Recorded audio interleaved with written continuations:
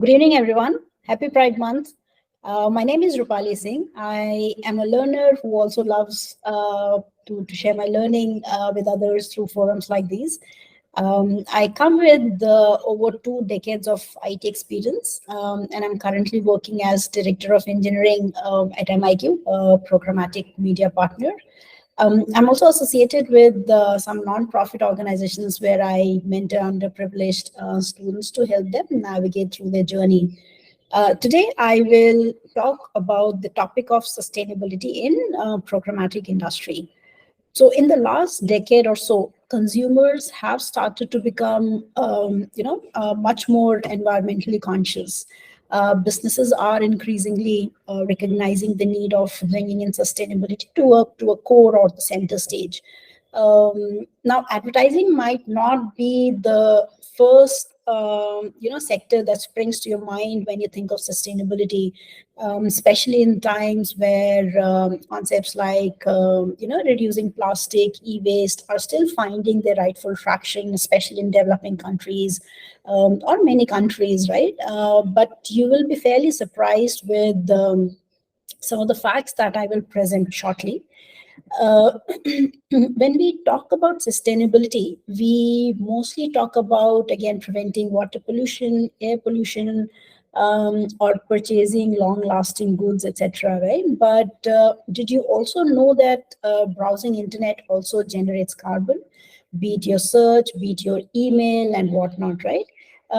Even when I heard about it, and this is quite a few years back, all I could think about was the power consumption needed to charge my laptop or the air conditioning, etc., right, which will have its carbon footprint.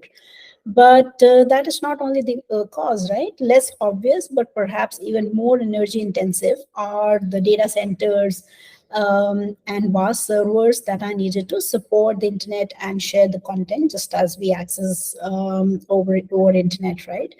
Um, Now, while internet's data is essentially invisible, it is processed, stored in massive data centers all over the world. But then if you think of it, right, these data centers are powered 24/7, just waiting to send that information, videos, podcast, news, messages, or everything the internet has to offer to your digital devices. Uh, all the data that we have grown so used to being reachable at the tip of our fingertips, or along with the typical and always on mentality that we end up kind of contributing massively to our digital carbon footprints. Um, when when we talk about the numbers, and if you hear the numbers, and kind of that is what brings about the magnitude of it.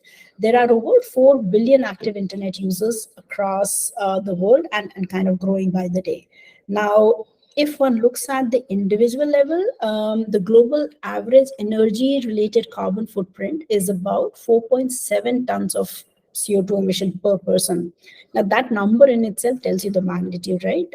This if we convert the same emission, it is almost equivalent taking 2 round trips between Singapore and New York, or is equivalent to an average of driving an SUV for over 18 months of time.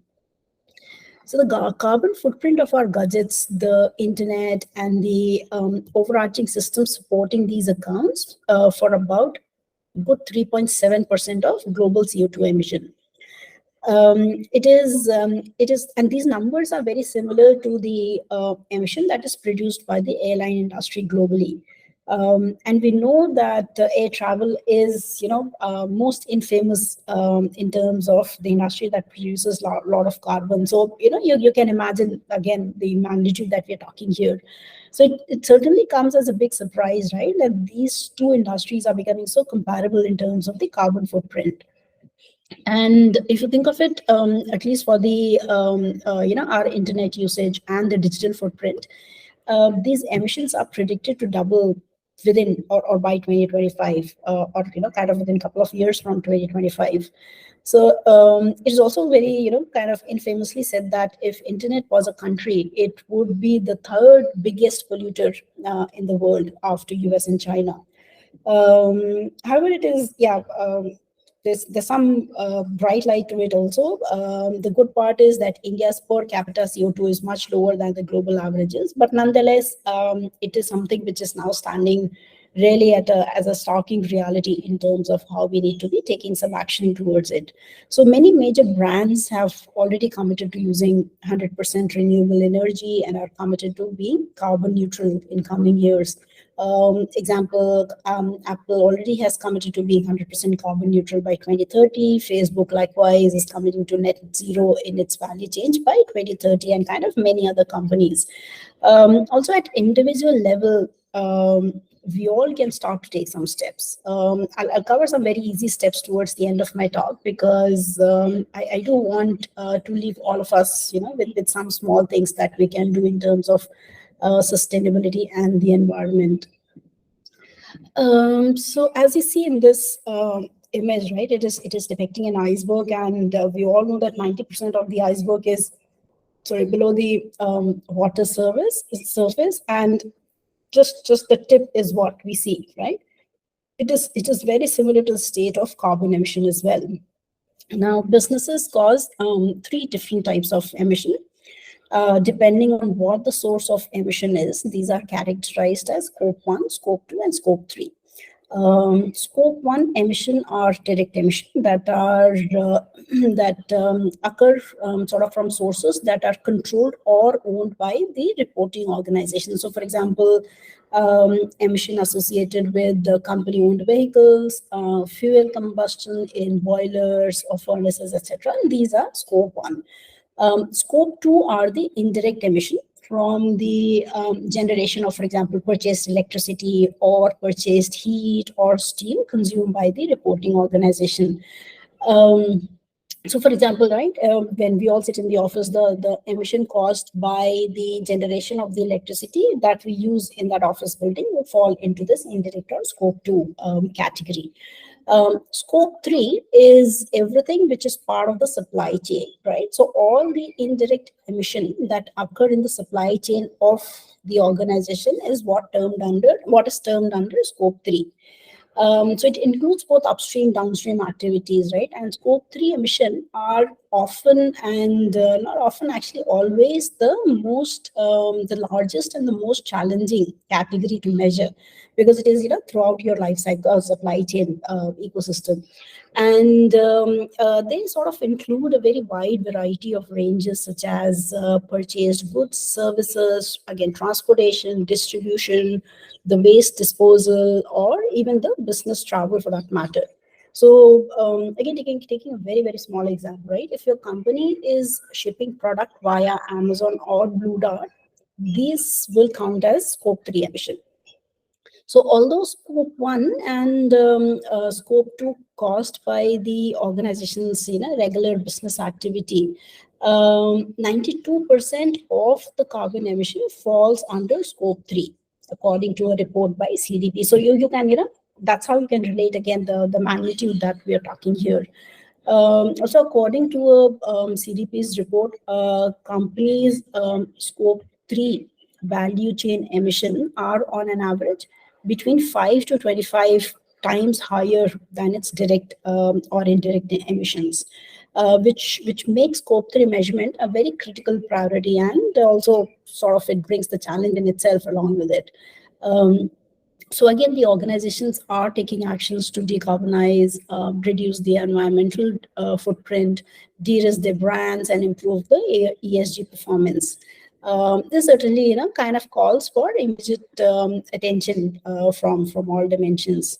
So before getting into sustainability, like I said, right, I'm intending to talk about sustainability in programmatic. So I thought I'll also delve a little bit into kind of giving a brief overview and understanding of programmatic advertising in itself. So in simple terms, programmatic advertising refers to automated buying and selling of digital ads using technology. So this is sort of driven by sophisticated algorithms leveraging large amount of data, right data, and kind of this whole system of programmatic allows advertisers to reach their desired audience across a vast network of websites, apps, and digital platforms. So this whole process optimizes targeting the right audience, having appropriate reach, defining, kind of having the target of sort of, targeting at the right frequency, and effectively resulting in higher ad performance and cost effectiveness. Using programmatic, companies or sort of the advertisers can utilize several ways to target their audience on any channel, be it, for example, a video format ad on YouTube and, likes of it. So as such, and also, I mean, while I'm talking about advertising, but programmatic can apply to anything. And there are multiple platforms that exist for programmatic, which companies sort of leverage. So I'll take, kind of another few minutes to delve a bit more about programmatic, just to, again, kind of talking about how it works and then relating it back to why it is so imperative and important to talk from the sustainability context. So looking at how it actually works, right, the way it is, as I see it is depicted here. So maybe I'll take a couple of examples to kind of go about how the system works here. So let's take an example of Domino's, who wanted to leverage the IPL season that just finished for running its ad campaign. So Domino's in this case would, and it could be, any of the, let's say, food kind of any of the restaurants, for example. Domino's is just one example I'm taking here. So in this case, Domino's would partner with an AdTech company, and it would partner with a media agency or its own probably media agency to execute a programmatic campaign across multiple platforms and devices. And we all know how cricket is the most loved sport in India. So kind of that's why I was just taking that example, because it brings that relatability so much closer to all of us. Now, the goal in this case for Domino's is to engage with IPL fans and capitalize the enthusiasm that surrounds IPL. Right. So through programmatic advertising, Domino's intends to target specific demographics, such as the fans of a specific IPL team, could be young adults or individuals that typically engage with cricket-related content. And Domino's intends to deliver ads in real time based on this user behavior, right, or the demographic or the geographic location of theirs, for example. So the campaign now utilizes data-driven insights to optimize the ad placement and eventually ensuring a maximum impact there. So in this case, also, as I said, the campaign can incorporate various ad formats, including display banner, it could be a video ad, it could also be a social media promotion. So as you see, the reach kind of is as broad. And these ads are strategically placed on, are supposedly, placed on popular food delivery apps or social media platforms, which are frequented by the respective targeted audience there. Now, in this case, the programmatic approach allows the advertiser, in the particular example, Domino's, to dynamically adjust their advertising strategy during the tournament itself, right? Which means, for example, if a specific team or a player gains significant attention, the campaign could adopt and deliver tailored messages related to those particular topics, or as in players, right, or team and whatnot. So with these strategies, it sort of again increases brand awareness and also fosters very meaningful engagement with your target audience. Now let's also talk about another example. Now this example is, let's say, of a footwear company that wants to promote their athletic footwear that they have just come up with. So this company again partners with an advertising agency that is leveraging a programmatic platform, for example. Now, if systemically, if you look at it, the process starts with a user visiting a website or a respective app that supports programmatic advertising. This triggers an ad request which is sent to the ad exchange. The ad exchange then conducts an auction, inviting invested or interested advertisers. Like in this case, it could be, for example, we're talking about the athletic shoes. So let's say Adidas, right? So or that e-commerce company for that matter. So this interest of the auction is presented or is known to the advertiser, and using an algorithm, the e-commerce company it's programmatic platform, which here is depicted as DSP here. um, it kind of generates it is aware of the audience, and it is using it evaluates the available ad impressions, the user data or the audience for that matter, and based on the predefined targeting parameters, for example, again, let's say the age group, the location, or knowing the consumer pattern, right, knowing that they're interested in athletic shoes, it determines the bid amount or the money that it is willing to spend, willing to pay for that ad placement. So if the e-commerce company's bid wins the auction, their ad will be instantly served, obviously via this ad exchange on the website or the app.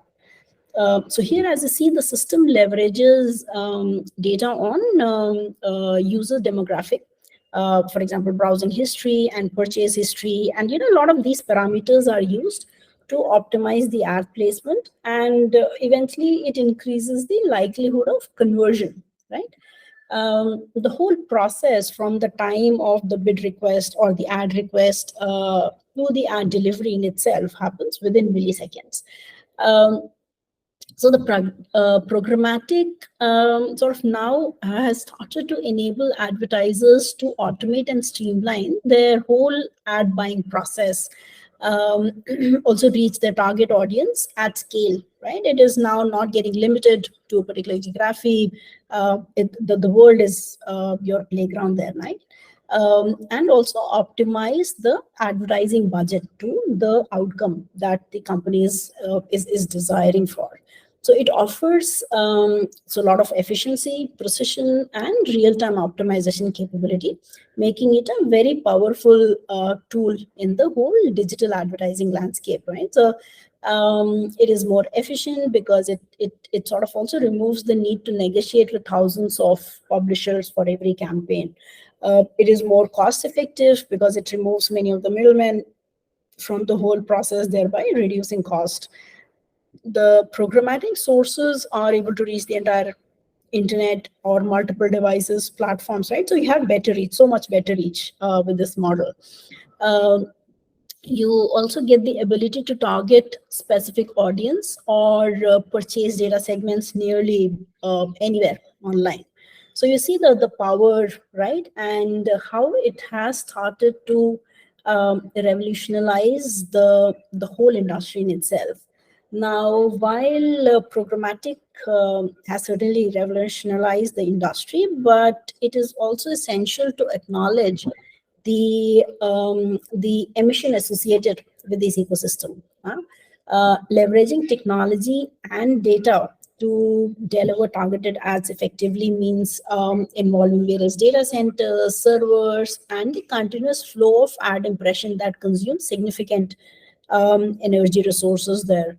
So as this whole landscape expands, so does its environmental impact, as you can see from some of the data that is depicted there, right? I think that in itself again starts to talk about the magnitude of the impact that this brings about. So while the industry's digital transformation has given way to many new technological disruptions, innovations, including programmatic, one for one, it has also introduced all of these new challenges that the industry is going through. Now, if I may also bring about a question, right? If one has to take a guess, how many, on an average, how many ads get served or to an to an individual, right? Or whether it's one sees or not, but how many ads get served to any particular person on a day-to-day basis. And this is just an average number. One would be surprised to hear that it is anywhere between 3,000 to 4,000 advertisements that are served to an individual in a day. So now you can imagine the quantum of the whole ecosystem that we're talking here. And it is a fairly complex supply chain. So again, I mentioned here in this slide, as you see, scope 3, right? So we are talking about the emission which is resultant of the supply chain. And in the previous slide where I was talking about the flow, you can very well imagine, how complex it starts to become. So the cost across a programmatic campaign reach, kind of beyond the ad itself, right? And why so? The end-to-end advertising process includes, one is the publisher, and the other is the advertiser, and the vendor emission, which kind of the steps like producing the assets, the creative assets, be it the image, be it the video, analyzing the data for defining your audience, managing the inventory, the platform, the processing, displaying the creative in itself, or displaying that video or the image, and then the publisher's content, consuming the advertisement. So you see, as many steps kind of starts to get involved in the whole process.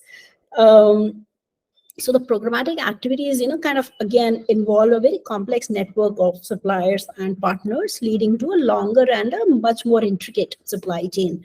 So this complexity can increase the potential of emission throughout the value chain.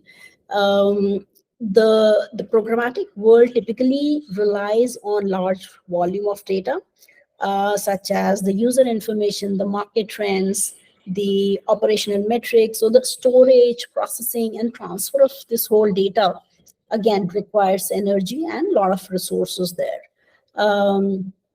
It also involves very intensive data processing and analysis, especially in fields like machine learning, big data analytics. So these processes require very high computational power that can, again, lead to increasing energy consumption and emission.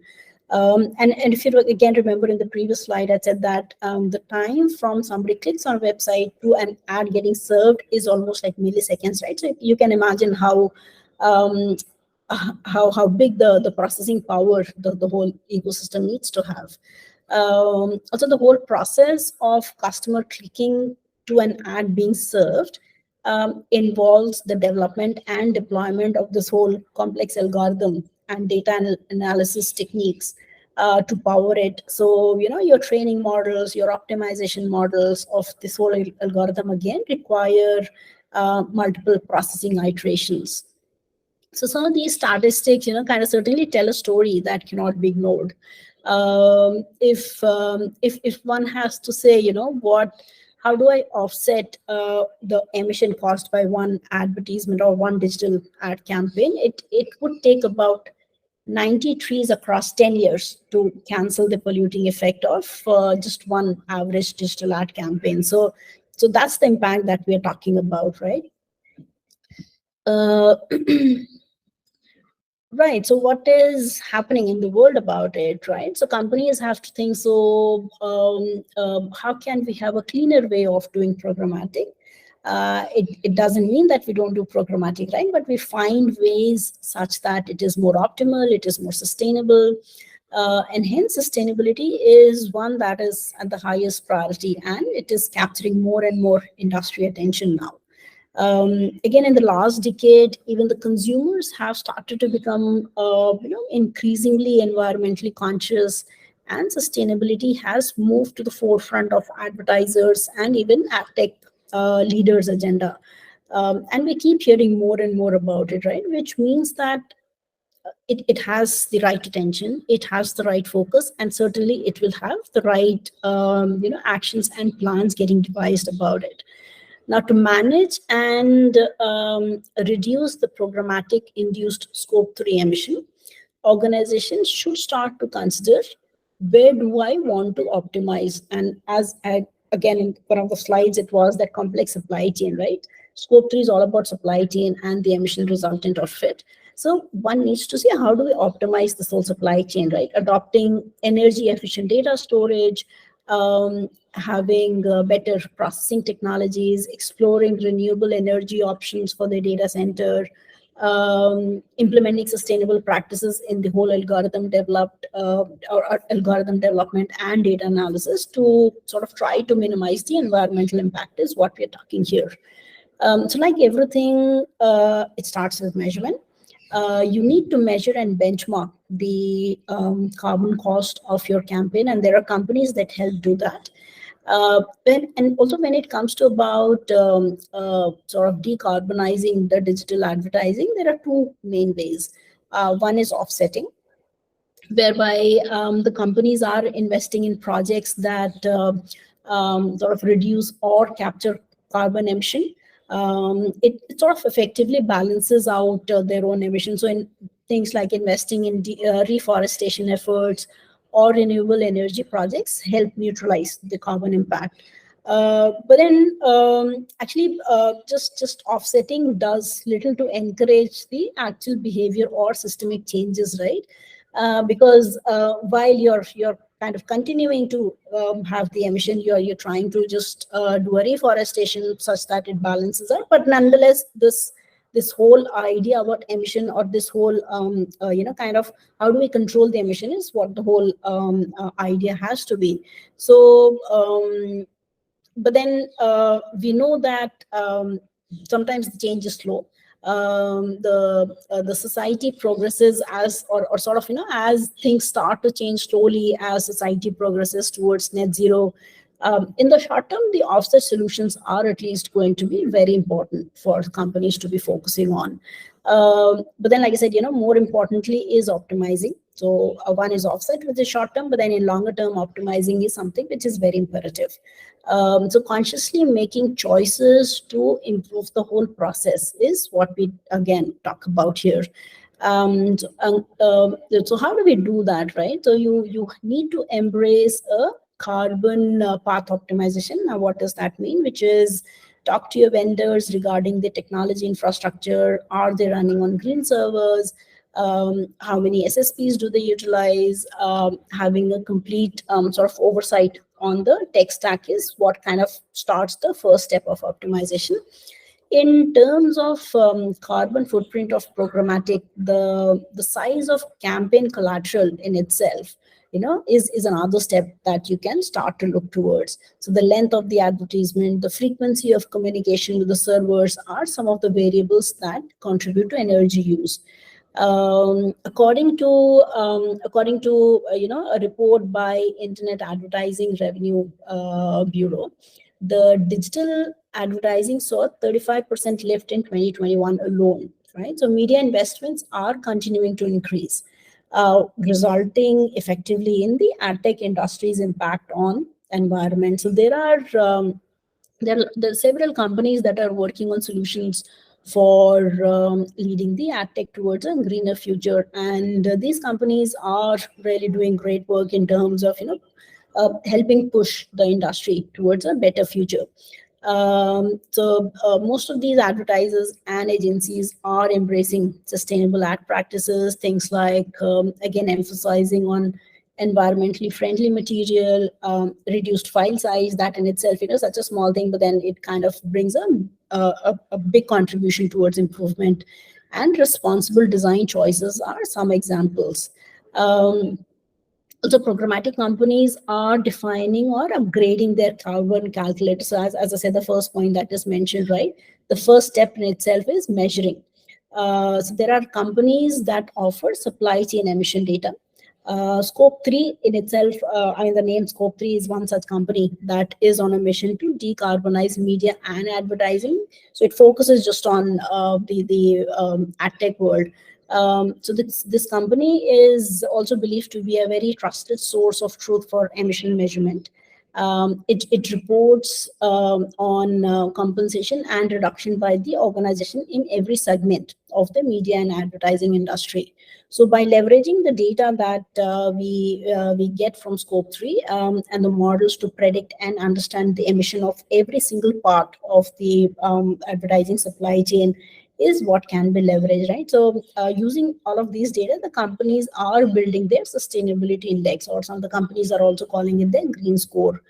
Now, what does typically, a greener campaign would look like, right? It starts with the measurement of, with the ability to measure every impression, including the total carbon, the ad delivery method, the supply path, the creative optimization. So using some of these 4, 5, and there are many other minor factors, is how you are able to measure the carbon score for any ad campaign, and that is where the journey starts, because as you measure, so are you able to optimize on it.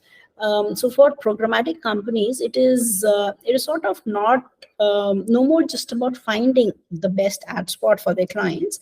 It is no more just about what you buy, but more importantly, from where and how you buy it, right? That is what companies are starting to look at.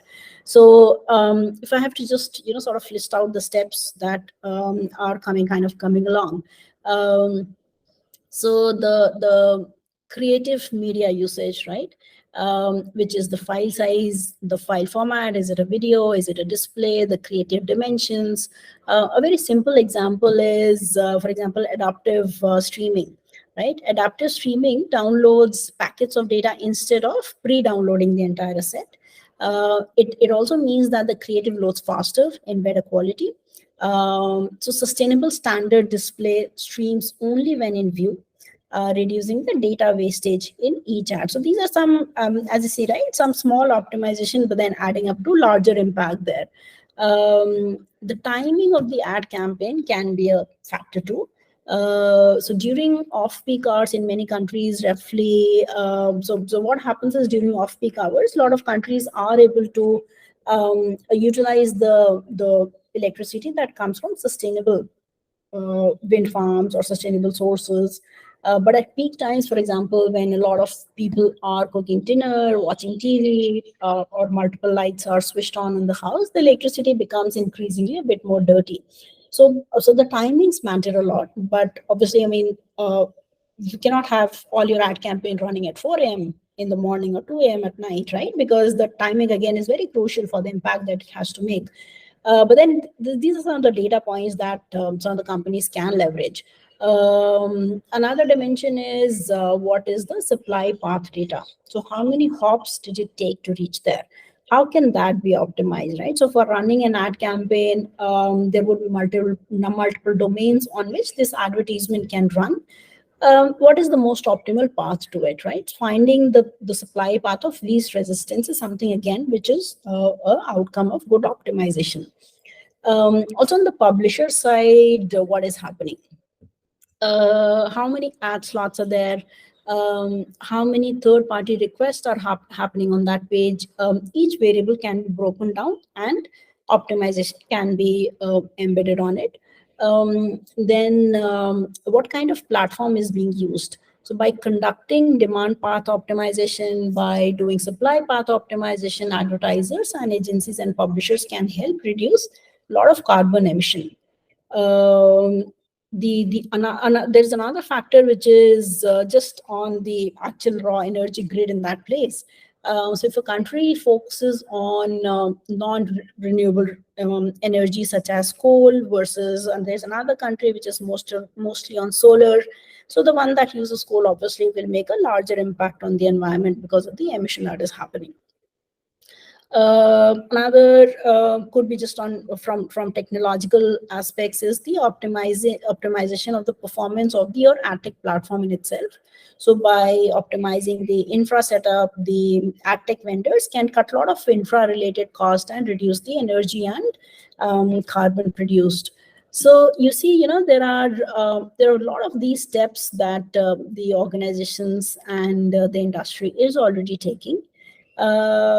but is it just these small steps, or is it something which is a long run initiative that one has to think about? So of course, as I read, the companies are taking steps towards sustainability, but the point that is most important to remember is that it has to be a much more structured and a longer term process and a progress that one has to think about. And the industry has a really long way to go. From a research that I was reading, over half of the marketers say that their organization plans to reach net zero in digital at some point, but only 24% have set targets, and just about only 2% say that they're already net zero, right? So there is a really long way to go. And industry leaders and overall the programmatic world in itself are actively pursuing sustainability initiatives. Some of the key approaches that are being sort of pursued very actively by most of these companies are kind of, I touched upon it in the previous slide as well, renewable energy adoption. So companies are increasingly investing in renewable energy sources to power their data center and digital infra. Shifting to solar, shifting to wind or hydroelectric power could be the steps towards it. And companies are also looking at optimizing their data center operations, the infra, which again is a very crucial part in the whole life cycle. So enhanced cooling mechanism, server virtualization, efficient hardware contribute to a lot of, again, reduced energy requirements. Then advertisers and ad agencies are also embracing, sort of sustainable ad creative practices, using environmentally friendly material, optimal file size, responsible design choices. These are the long-running initiatives that each of the industry is looking at. So if you look at it, it is such a connected ecosystem of advertisers, the publishers, the platforms. So the true change calls for a much more industry-wide collaboration. There is, while there is a lot of education that is happening, but also there is a lack of industry-wide standardization and regulation. And at some place, the education in itself is a bit of a lag there. So there is a need of that collaboration to come through, and a simple education that makes everybody feel confident in the space, right? Awareness is what is also truly needed. Collaboration across industry stakeholders is something which is very vital to drive sustainability forward. Again, establishing the best practices, establishing standards, establishing the right governance practices is something which will bring the shared effort to reduce carbon emission throughout the ecosystem. So, to top it all, sustainability is not just a buzzword. It is a business need. Today, stakeholders want to be associated with companies that lead on sustainability. Consumers themselves are actively seeking to buy from environmentally sustainable companies. So what happened, what happened with cloud about 20 years back is happening in sustainability today, right? So this is the time where companies need to be truly focusing on it. So eventually with this, you build a very good consumer trust. Putting the earth at the heart of how you conduct your business, can have very positive impact to your reputation. Eco is an important topic right now. And many consumers who worry about climate change, and rightfully so, are kind of watching the space very keenly. Calculating your carbon emission can point on the areas in your business value chain that you need to change, right? You kind of, by adopting low carbon approach, by choosing an AdTech platform that's focused on reducing emission, you can really help fight the climate change, and also you kind of also end up reducing their cost. Innovation again is very vital for any business, but it's sometimes very easy to be swept away by the latest go-to trend without considering the impact of that participation. So it is again something where each of the industry has to be making very mindful choices. Now, in addition, one must be thinking, why suddenly this brand safety? I'll kind of just come as to why, to the point as to why I wanted to also bring about brand safety while talking about sustainability. So, in addition to reducing the carbon impact and the environmental impact and protecting consumer data, companies are also focusing on promoting socially responsible content. The advertisers or the brands are kind of becoming very increasingly conscious of the image and reputation, and they want to align themselves with the values that resonate with the target audience, right? So it is something which is very close to how you connect with your eventual consumer base. So brand safety, it sort of refers to the measure taken by companies to protect their brand reputation and ensure that their marketing efforts do not appear alongside any inappropriate or offensive or harmful content. So if you bring about from the advertising or digital advertising space, this typically involves your strategies or technologies to prevent ads from being displayed on website that could be controversial, might have sort of unsafe content there. The goal of brand safety is to safeguard a company's brand image and maintain the consumer trust, and sort of avoid any association with content that might conflict with its values. So advertisers often use, so how do we do it? It is sometimes the advertisers use tools such as content filter or keyword exclusion, or also very contextual targeting. So hence, the programmatic context that I was bringing in to minimize the risk of their ad appearing in an undesirable context. So again, the reason why I am just tying these two topics together is because both sustainability and brand safety are critical for safeguarding a brand's reputation and value. Consumers again are becoming much more conscious of the environment and social impact of products or services that they buy or support. So if a brand fails to prioritize sustainability, it sort of risk being perceived as irresponsible, not just on the environmental concerns but also societal concerns. And similarly, if a brand compromises on brand safety, it can potentially lead to loss of consumer trust or loyalty as such. Um, Also, studies have consistently shown that consumers are more likely to support and purchase from brands that prioritize sustainability and demonstrate their responsible practices. Consumers are also increasingly conscious of the environmental and social impact of their purchase decision, and sort of that's why they seek the brands that align with that value. They expect the brands to demonstrate responsible business practices and commitment to both social as well as environmental causes.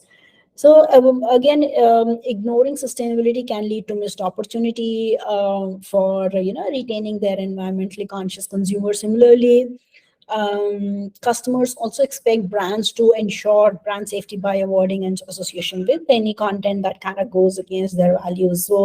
So by prioritizing both sustainability and brand safety, brands can meet their expectation, kind of enhance the credibility. Likewise, also there are a lot of regulatory implications and compliances that are there, right? So there are government bodies that are increasingly implementing stricter regulations and standards. So the brands that prioritize this aspect are obviously better positioned. By proactively addressing these, both of these brands can potentially avoid legal or financial risk that could be associated with non-compliance. And moreover, it is towards long-term business sustainability. So prioritizing it kind of means that things like any data breach or association with any controversial content can have larger and severe consequences, right? So it is more towards the longer term business sustainability as well, that it is important that brands are able to prioritize it. So by integrating sustainability and brand safety into the core values and practices, the brands can be much more future ready and sort of ensure long-term success. So that's why most of the AdTech companies are now building a reputable and responsible the whole industry ecosystem that will enable and sort of foster the consumer trust, comply with regulation, reduce the environmental impact, and also position themselves for long-term success and growth. Right. Yeah. Like I said again in the beginning, while I've kind of given the perspective of the industry and the businesses context of and from programmatic, right? What is programmatic, and then how sustainability is so crucial and so important for programmatic. But then if you think of the digital footprint of each and every individual, that in itself was a massive number that we spoke about or saw in the previous slides. So towards the end, I want to leave all of you with a very small call to action, some small steps that can help we ourselves contributing towards reducing and cutting down our digital footprint. So we can by these simple steps alter how we use our gadgets to cut and start to cut down our digital carbon footprint. One of the very easiest ways how can we make some changes in terms of how we send messages. Now consider the footprint of an email. It could be one is as much as or as small as 0.3 gram CO2 emission for a spam email to 4 gram CO2 emission for a regular email to it goes up to about 50 gram CO2 emission for a email with a photo or a attachment. So what can we do, right? Very small thing, again, just by simply stopping unnecessary niceties such as thank you responses, we could collectively save a lot of carbon emission. If every adult sends just one less thank you email, it would save a few thousand tons of carbon a year. And also, as read from a report from a company, energy company, this step in itself is equivalent to about 3,000 diesel cars being off the road, right? So such a small step, but such a big impact. Think of swapping your email attachments for links to the document where possible. Do not send mail to multiple recipients if it is not needed. That's another way of reducing your digital carbon footprint. Think of unsubscribing from the mailing list that you are no more interested in. So these are, again, while the carbon footprint of an email isn't huge, but you see how it kind of brings a broader principle that cutting down the waste of from our life is good for our well-being, is good for the environment, right? So it kind of, again, starts to build up from there on. A few other smaller things that one can try to embed. Using a phone over a mobile network is at least twice as energy intensive than using it over Wi-Fi. So if you can wait to reach your home or office, do that. However, it is also sort of worth mentioning that advancements in mobile network technology such as 4G or 5G is sort of also aiming at improving energy efficiency and reducing the carbon or energy consumption as such. But then these are some of the choices which you can very easily kind of consciously and every time think as to how your digital footprint continues to be causing that impact. Think of switching off unnecessary cloud backup can be another effective way of reducing your carbon energy consumption and contributing to efficiency gains there.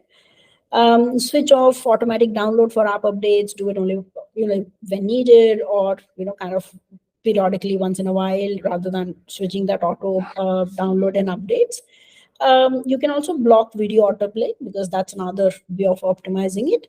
But then I would also, sort of mention that it is important to strike the balance of necessities and things that can be avoided. And these are some very conscious and smaller choices that you all can think of making, right? So what's good for the planet is also good for us. So in summary, if I say that sustainability is an essential aspect of programmatic in this digital era, and as we embrace the transformative power of technology, it is our responsibility to ensure a greener and a more sustainable industry. And through collective efforts, innovative strategies, commitment to responsible practices, the companies can create a landscape that not only delivers effective advertising but also nurtures our planet for next generation. And yeah, while we're talking about companies, think about these smaller steps at an individual level, and I'm sure we all will lead a much greener and a much healthier planet for the next generations. With that, I come to an end of my talk. You can find me on LinkedIn at Roopali Singh. I would also like to, pass on a big thanks and gratitude to Nikita and Minvik for organizing this wonderful event. Thank you and bye-bye.